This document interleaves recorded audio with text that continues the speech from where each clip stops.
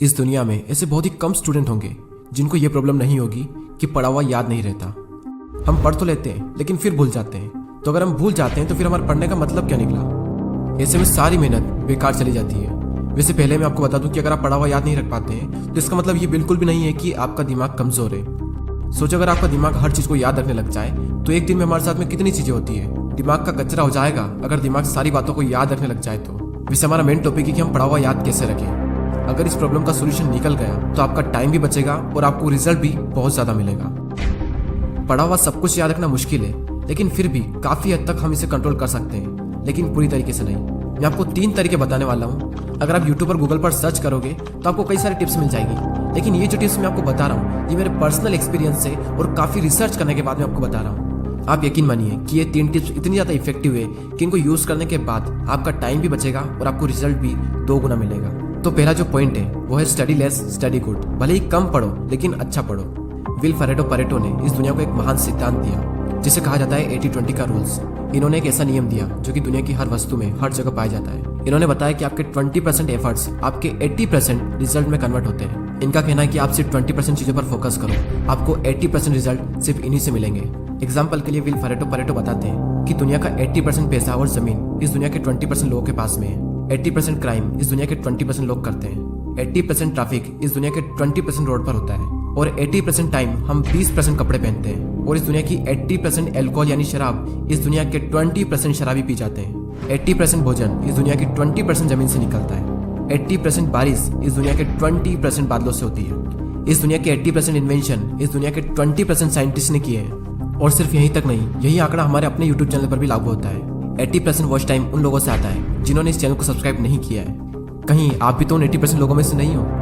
और सबसे important fact कि 80% रिजल्ट हमारे 20% एक्शन से आता है। और यही रूल आपके एग्जाम में और आपकी पढ़ाई में भी लागू होता है। आपके सिलेबस का पढ़ा हुआ 20% आपको 80% दिलवा सकता है। तो आप 20% मोस्ट इंपॉर्टेंट चीजों को निकालें और उनको पढ़ें, और वही 20% चीजें आपको 80% रिजल्ट दिलवा सकती है। और आपने जो 20% निकाला है वो आपके सिलेबस के कंपैरिजन में बहुत ही कम है। तो ये जो कम है ना, इसको बहुत ही अच्छे से करो। और यही था हमारा first point, study less and study good. दोस्तों मैंने भी कई बार ये गलती की है कि जितना पढ़ना होता है उससे हम कई गुना ज़्यादा पढ़ते हैं, और इसका रिजल्ट ये होता है कि हमें जो याद रखना चाहिए वो भी हम भूल जाते हैं। एग्जाम में अब वैसे भी ज़्यादा दिन नहीं बचे तो आप इस रूल को यूज़ करके काफ़ी अच्छा रिजल्ट पा सकते हैं। अब नेक्स्ट जो पॉइंट है वो है स्टडी इन मॉर्निंग। और ये जो पॉइंट है ना, ये मेरा फेवरेट पॉइंट है क्योंकि मैंने अपनी लाइफ की ज़्यादातर पढ़ाई सुबह ही की है। एक तरफ एक स्टूडेंट है जो सुबह जल्दी उठकर 2 घंटे पढ़ाई कर रहा है, और वहीं दूसरी ओर एक और स्टूडेंट है जो दिन में 4 घंटे पढ़ाई कर रहा है। तो ये जो पहला वाला स्टूडेंट है ये ज्यादा आउटकम दे पाएगा दूसरे वाले के मुकाबले। सुबह जल्दी उठकर पढ़ने के 2 सबसे बड़े बेनिफिट होते हैं। सुबह के टाइम हमारी कंसंट्रेशन सबसे पीक स्टेट पर होती है, और सुबह के टाइम पे जो कंसंट्रेशन होती है शायद ही पूरे दिन में आपको कंसंट्रेशन मिल पाएगी। और सेकंड बेनिफिट यह है सुबह जल्दी उठने का कि सुबह कोई भी डिस्टर्ब करने वाला नहीं होता है। एनवायरमेंट में एक अलग ही साइलेंस होता है, और उस साइलेंस में कुछ नया सीखने का मजा ही कुछ और होता है। आप सुबह जल्दी उठकर 3 घंटा पढ़िए, और उसके बाद में पूरे दिन अगर आप सिर्फ मुश्किल से आधा से 1 घंटा भी पढ़ते हैं तो बहुत है आपके लिए। कहने को तो लोग 8-10 घंटे पढ़ते हैं, लेकिन जो 2-3 घंटे की मेन पढ़ाई जो होती है कॉन्सेंट्रेशन के साथ में, वही सबसे मेन चीज होती है। बाकी सब दिखावा है। हमारे देश के प्राइम मिनिस्टर मोदी जी ने भी सुबह जल्दी उठकर पढ़ने को कहा है। एक रीजनेबली सुबह सूर्योदय के पहले अगर तैयार हो करके पढ़ना शुरू करते हैं तो पूरी तरह आप बिल्कुल मन से एकदम तंदुरुस्त होते हैं। जैसे बारिश के बाद आसमान कैसा साफ नजर आता है।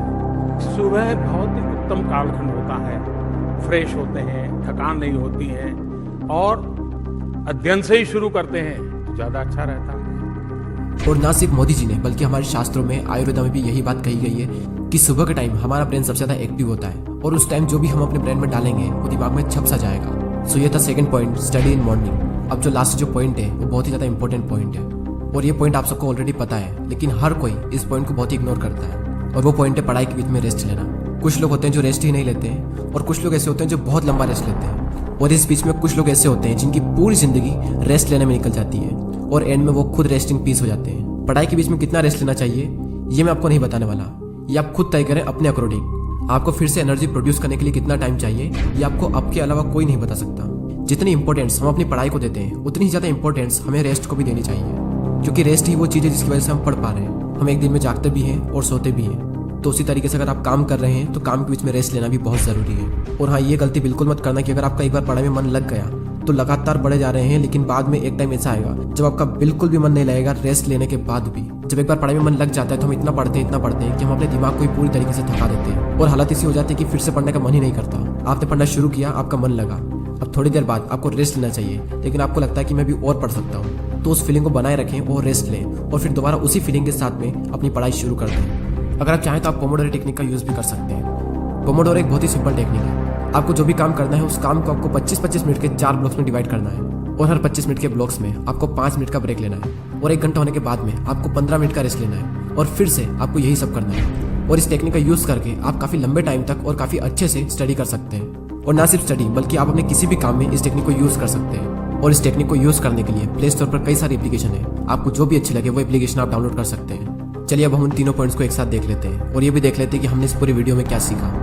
हमारा जो मेन टॉपिक था वो ये था कि पढ़ा हुआ याद कैसे रखें, और उसके सॉल्यूशन के लिए हमने 3 पॉइंट्स देखे, जिसमें से पहला है study less study good, second है स्टडी इन मॉर्निंग और थर्ड है रेस्ट लेना।